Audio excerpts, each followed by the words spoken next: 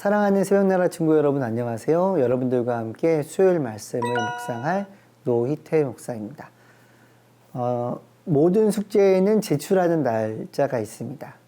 근데 그 날짜를 기억하지 못하면 점수가 깎여지게 되어져 있습니다. 대학교 다닐 때 이제 4년 내내 숙제를 내야 됐죠. 근데 어떤 과목은 이렇게 하면 되겠다.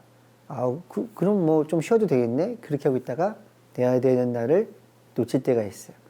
전날 열심히 준비하다가 하지만은 아주 완성도가 높은 레포트는 내지 못할 때가 있습니다. 그럼 어떻게 해야 될까요? 내가 레포트 내야 되는 날이 있음을 기억하고 잘 준비하는 과정 또한 중요합니다. 오늘 말씀에서 우리들에게 베드로는 이것에 대해서 이야기를 해줍니다. 오늘 말씀의 제목은 기억하라 마지막 날입니다. 오늘의 말씀은 베드로후서 3장 1절에서 9절입니다.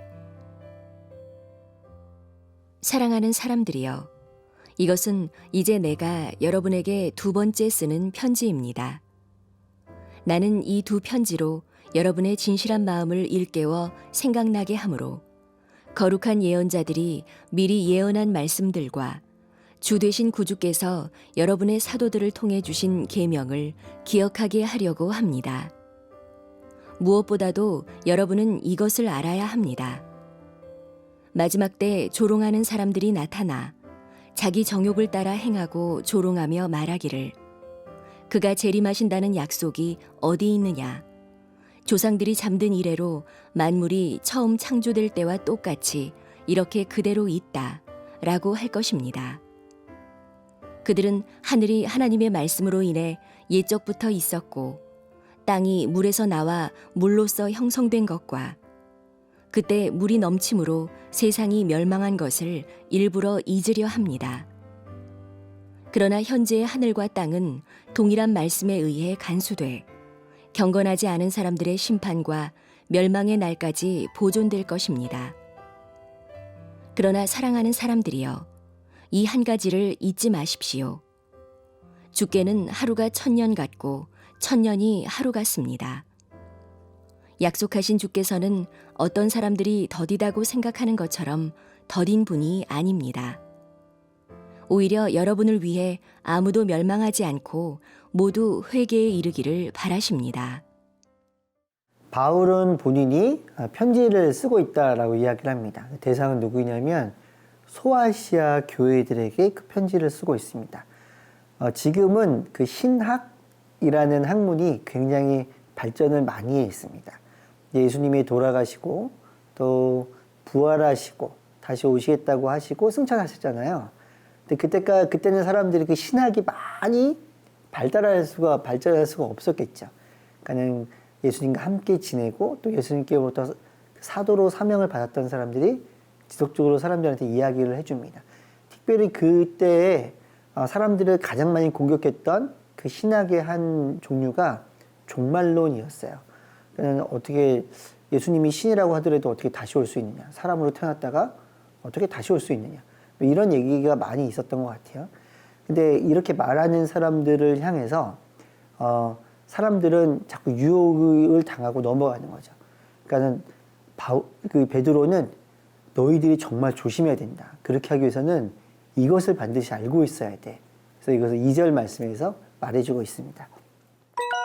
거룩한 예언자들이 미리 예언한 말씀들과 주 되신 구주께서 여러분의 사도들을 통해 주신 계명을 기억하게 하려고 합니다. 편지를 쓴 이유를 정확하게 이야기를 해주고 있습니다. 두 가지로 이야기하죠. 첫 번째는 거룩한 예언자들이 예언한 것. 그리고 두 번째는 예수님께서 사도들을 통해 예언한 것. 공통적으로 그 베드로가 말하고자 하는 것은 바로 예수님의 재림이라는 것입니다.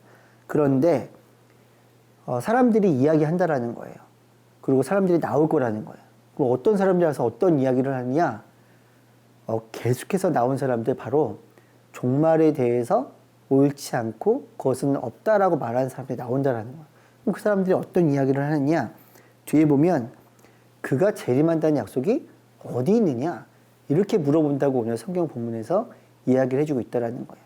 그런데 그거에 대한 반증의 근거로 되고 베드로가 말하고 있는 것이 무엇이냐면 조금 전에 보았던 것처럼 첫 번째, 거룩한 예언자들이 말하고 있다. 두 번째, 정말 중요한데 예수님께서 말씀하고 계시다. 우리 마음 가운데에 예수님이 분명히 다시 오시는구나, 이 마음을 품으셔야 됩니다. 그리고 다시 오실 예수님을 기다리면서 사는 것이 정말 중요합니다.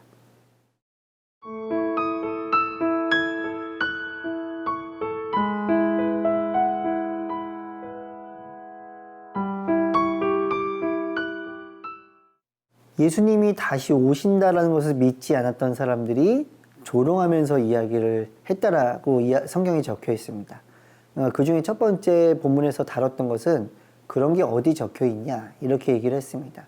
그 두 번째로 뭐라고 조롱하냐면 처음 창조될 때랑 지금이랑 똑같은데 세상이 변화되는 게 별로 없는데 뭐 앞으로 어떤 종말이 온다라는 거냐, 말도 안 된다. 세상은 변하지 않고 쭉 그렇게 진행될 거다라고 이야기를 합니다. 근데 그것에 대해서 베드로가 또한 대응하며 이야기를 합니다. 5절과 6절 말씀입니다.